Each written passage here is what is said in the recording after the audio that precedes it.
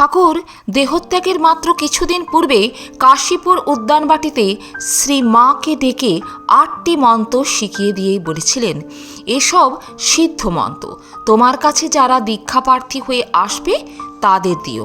এই সিদ্ধ মন্ত্র যাকে দেবে তার ইষ্ট দর্শনের পূর্বে দেহত্যাগ হবে না। অন্তত দেহত্যাগের পূর্বে ইষ্ট দর্শন হবেই হবে।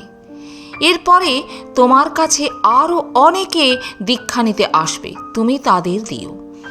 ঠাকুরের আদেশ মতো পরে পরে শ্রীমা ওই মন্ত্র দীক্ষাপ্রার্থীদের দিয়েছিলেন। মন্ত্র নেবার পর অনেক জনৈক ভক্তের প্রশ্ন, আচ্ছা মা, মন্ত্র নেবার কি দরকার? মন্ত্র জপ না করে যদি কেউ মা কালী বলে ডাকে তাতে কি হয়? তদুত্তরে শ্রী মা বলেছিলেন, মন্ত্রের দ্বারা দেহ শুদ্ধ হয়। ভগবানের মন্ত্র জপ করে মানুষের দেহ পবিত্র হয়। এই বলে তিনি একটি পুরাণের গল্প বললেন। নারদ একবার বৈকুণ্ঠে গিয়েছিলেন, বসে ঠাকুরের সঙ্গে অর্থাৎ নারায়ণের সঙ্গে কথা কইলেন।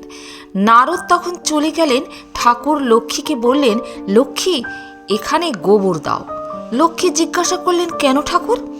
নারদ যে আপনার পরম ভক্ত, তবে কেন এরূপ বলছেন?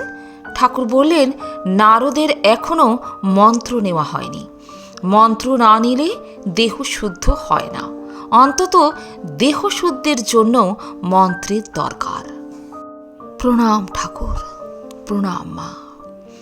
আজ এ পর্যন্তই। ভালো থাকবেন, সুস্থ থাকবেন।